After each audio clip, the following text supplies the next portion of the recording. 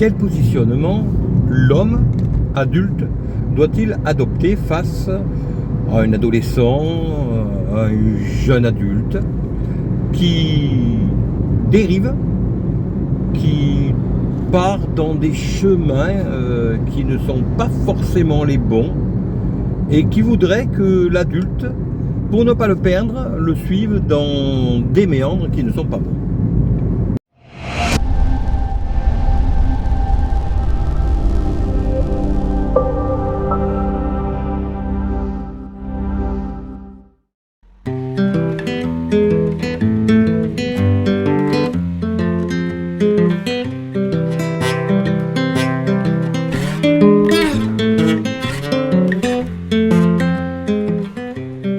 Cette question se pose lorsque l'on est par exemple parent et que l'on a des enfants qui deviennent de jeunes adultes, qui prennent les voies détournées, qui les enfoncent dans des méandres dont on sait qu'ils ne sont pas bons pour eux, et que se pose la question de savoir si on doit les suivre dans ces méandres en espérant les ramener petit à petit à la raison, avec le risque que ce soit eux qui, certains d'avoir raison, tenteront de nous amener finalement dans des délires qui sont les leurs et qui ne correspondent pas à ce qui doit être.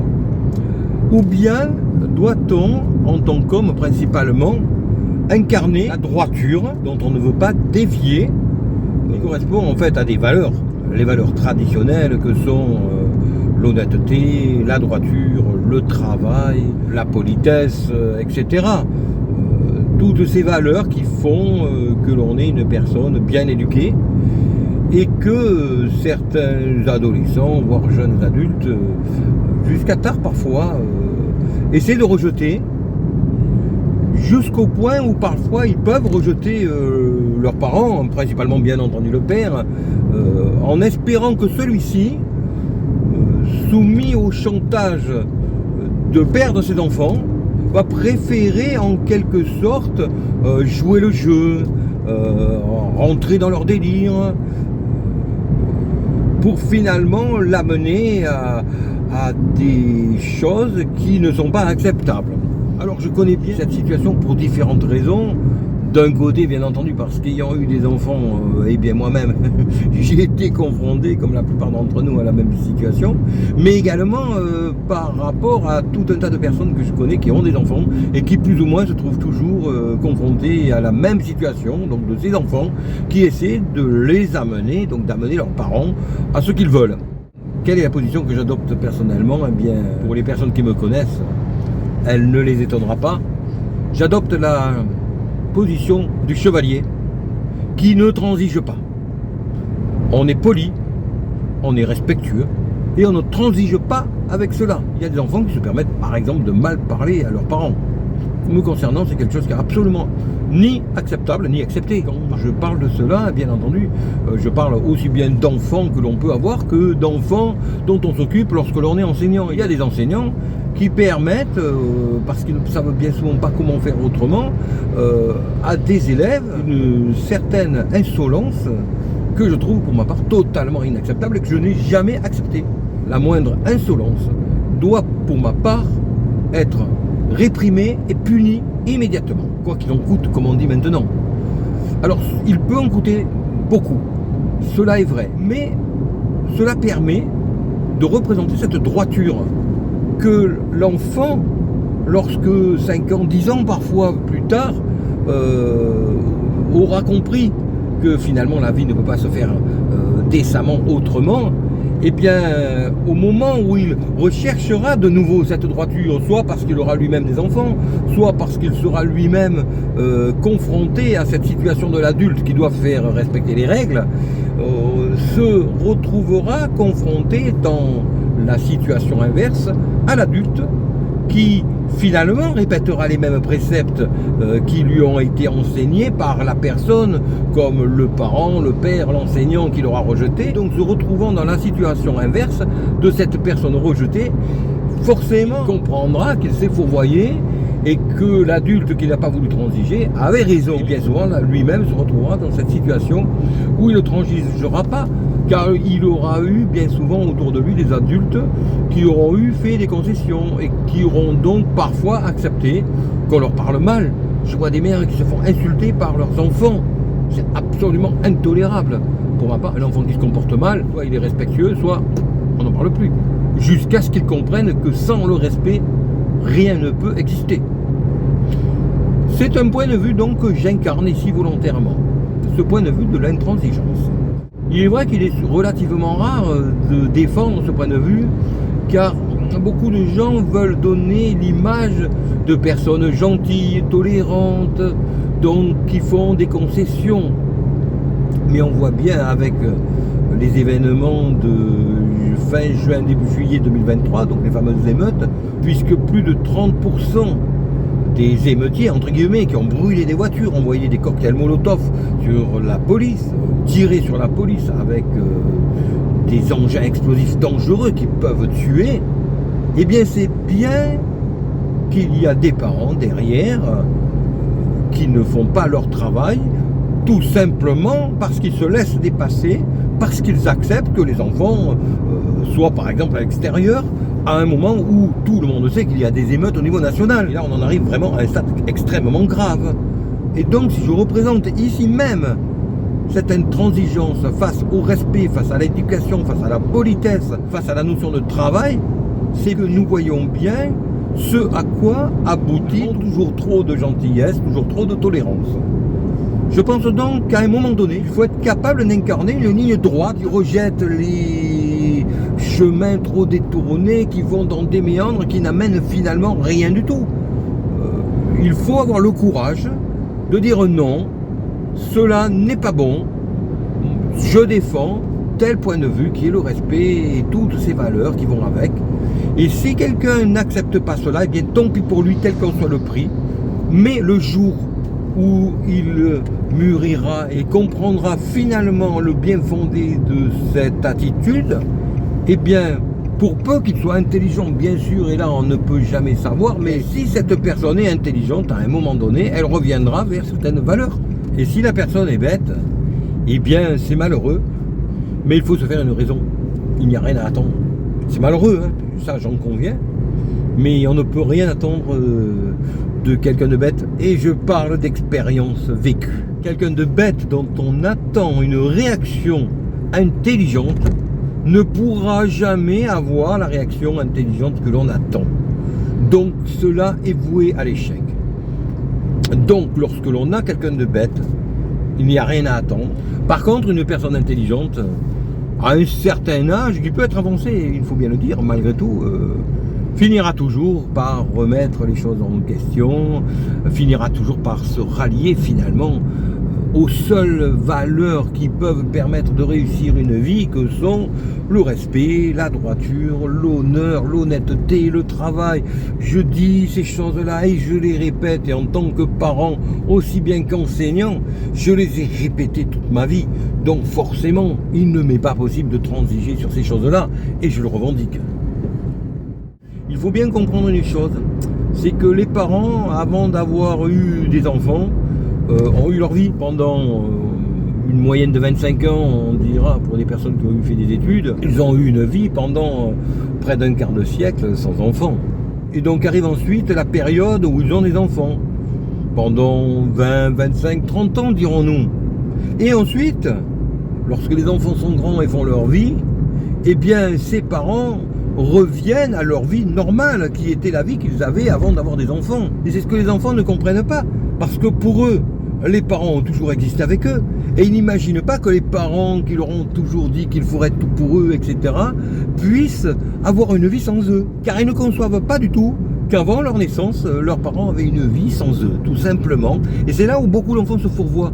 Parce que lorsque certains enfants se comportent mal avec les parents à un moment donné vont exiger le respect, une certaine éthique, une certaine morale, ne serait-ce qu'en tant que parents. Et les enfants qui s'imaginent qu'ils peuvent faire du chantage à leurs parents, sous-entendant que, au pire des cas, ils coupent les ponts avec leurs parents, ne se rendent pas compte qu'en réalité, c'est pour les enfants que c'est le plus difficile, certainement pas pour les parents, car les enfants n'ont jamais eu de vie sans les parents. Les enfants ont besoin des parents, alors que les parents ont eu une vie d'au moins un quart de siècle, comme je le disais précédemment, sans les enfants, une vie libre, une vie estudiantine, une vie, oui, de liberté, malgré tout beaucoup plus que lorsque l'on a des enfants, et que lorsqu'ils arrivent à 50, 60 ans et que leurs enfants sont grands, eh bien ils retournent souvent avec une certaine joie, dirons-nous, sans rejeter leurs enfants, à cette vie quand même relativement libre, il faut bien le dire, par rapport à la vie que l'on a lorsque l'on a des enfants qui sont petits, qui exigent tout un tas de choses, qui exigent que l'on soit présent, etc.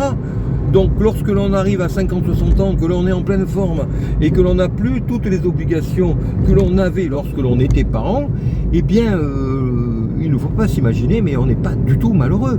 On est en bonne santé à l'époque actuelle, on n'est pas un vieux encore à 50-60 ans, loin s'en faut.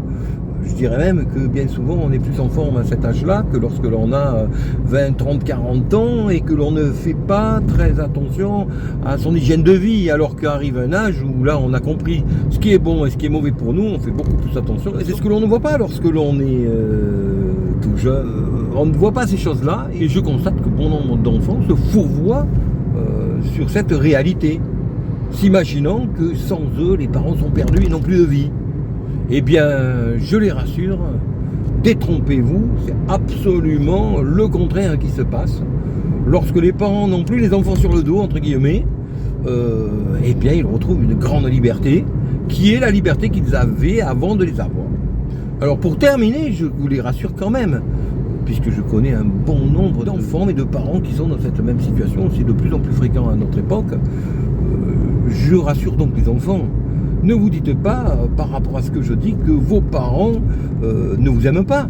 Mais c'est simplement que les parents, et principalement les pères, ne sont pas des mères. Les mères ont peut-être tendance à vouloir garder leurs petits oisillons dans le nid, certes, mais les pères beaucoup moins. Un père sait de manière globale que les enfants ne sont pas faits pour rester dans le nid, et ce n'est pas un bien, ce n'est pas à leur souhaiter. L'enfant doit faire sa vie, il doit s'envoler, il doit voler de ses propres ailes, il doit avoir des diplômes si possible, avoir un métier, gagner sa vie, faire sa vie, avoir une famille si cela est possible, ce qui est de plus en plus compliqué à notre époque, je le conçois, vu les conditions et vu les évolutions, mais un père souhaite que ses enfants soient autonomes, soient indépendants et vivent correctement. Ce n'est pas la même chose qu'une mère, qui parfois ne se rendent pas compte qu'elles font le mal de leurs enfants en les gardant dans le nid, en les gardant sous cloche quelque part. Il y a pas mal de mères qui ont ce défaut, je dirais. Donc, que les enfants qui me connaissent, les enfants d'amis, etc., ou de personnes que je connais, comprennent bien ce que je veux dire. Les parents aiment toujours leurs enfants, bien entendu, mais le père, principalement, ne va pas courir derrière ses enfants. À partir du moment où ils sont capables de vivre leur vie et d'être autonomes, en s'assumant pleinement. Voilà donc une petite précision qui était quand même nécessaire avec cette vidéo, car nous vivons une époque où je vois toujours plus de parents qui sont dans une situation qui aurait été inimaginable il y a ne serait-ce que 20-30 ans, et donc des enfants se retrouvent plus ou moins seuls, sans l'appui du père par exemple, c'est quelque chose de toujours plus fréquent. Avec l'appui de la mère, certes, mais bon, la mère, oui, je dirais que lorsque l'on a 20, 30, 35 ans, l'appui de la mère, à un moment donné, c'est pas ce qu'on recherche le plus. Même si la maman, c'est bien gentil, mais je pense qu'il arrive un moment où c'est plus l'enfant qui va assister la mère que le contraire. Alors que le père, normalement, continue beaucoup plus tardivement à assister des enfants, aussi bien la fille que le garçon. C'est un juste retourner les choses, je dirais. Parce que le jeune enfant, comme on le dit souvent, a beaucoup plus besoin de la mère que du père dans ses 10-15 premières années. Mais ensuite, ces 10-15 premières années se reportent lorsque l'on est adulte, où là par contre la vie, les conseils de l'homme sont beaucoup plus importants, je pense, pour le jeune adulte, que les conseils de la mère. Alors la mère a joué son rôle un petit peu plus tôt, le père le joue un petit peu plus tard, lorsque cela est nécessaire, ou lorsque cela est demandé, bien sûr, parce que ce n'est pas le père qui va aller vers les enfants, ce sont les enfants qui, lorsqu'ils sont de jeunes adultes et qu'ils ont besoin, par rapport à la vie en société, de conseils avisés de quelqu'un qui les connaît, et comme personne d'autre ne peut les connaître sur Terre, peut les conseiller pour faire face à différentes situations dans la vie.